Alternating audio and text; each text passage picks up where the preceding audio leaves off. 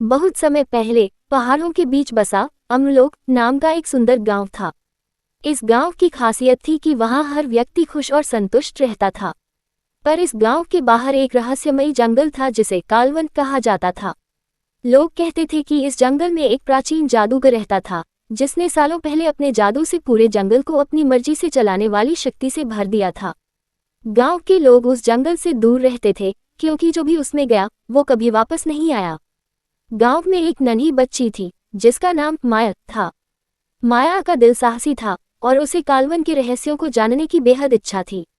उसकी दादी उसे अक्सर जादूगर और जंगल की कहानियां सुनाती थी। एक रात जब माया अपनी खिड़की से बाहर देख रही थी, उसने जंगल की ओर एक हल्की नीली रोशनी देखी। उसकी जिज्ञासा इतनी बड़ी कि वह बिना कुछ सोचे समझे जंगल की ओर चल पड़ी। जंगल के अंदर कदम रखते ही माया को चारों ओर अजीब सी शांति महसूस हुई। पेड़ इतने ऊंचे थे कि उनके पत्ते आकाश को ढक रहे थे।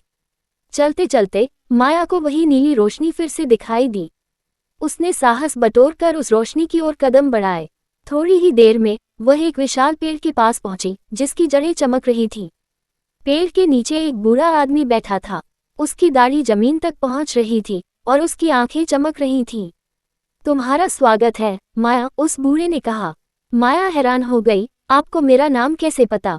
बूढ़े आदमी ने मुस्कुराते हुए कहा, मैं इस जंगल का रक्षक हूँ और मैं जानता हूँ कि जो भी यहाँ आता है वह किसी कारण से आता है। तुम भी कुछ खास हो, माया? माया ने साहस जुटाते हुए पूछा, क्या आप वही जादूगर हैं जिसकी कहानियां गांव में सुनाई जाती हैं? बूढ़ा आदमी धीरे से सिर हिलाते हुए बोला, हाँ, मैं वही हूँ। लेकिन मैं बुरा नहीं हूँ जैसा लोग सोचते हैं।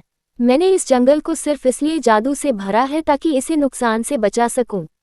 लेकिन अब मेरी शक्ति कमजोर हो रही है और मुझे किसी की जरूरत है जो इस जंगल की रक्षा कर सके। माया चकित थी, मैं तो बस एक बच्ची हूँ। जादूगर ने माया की ओर देखा और कहा, सच्ची शक्ति उम्र में नहीं, दिल में होती है।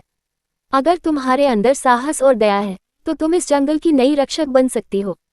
माया ने थोड़ी देर सोचा, फिर उसने महसूस किया कि उसे इस जंगल से एक अनोखा संबंध महसूस हो रहा है।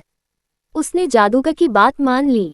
जादूगर ने माया को एक चमकता हुआ हार दिया जो उसकी नई शक्तियों का प्रतीक था।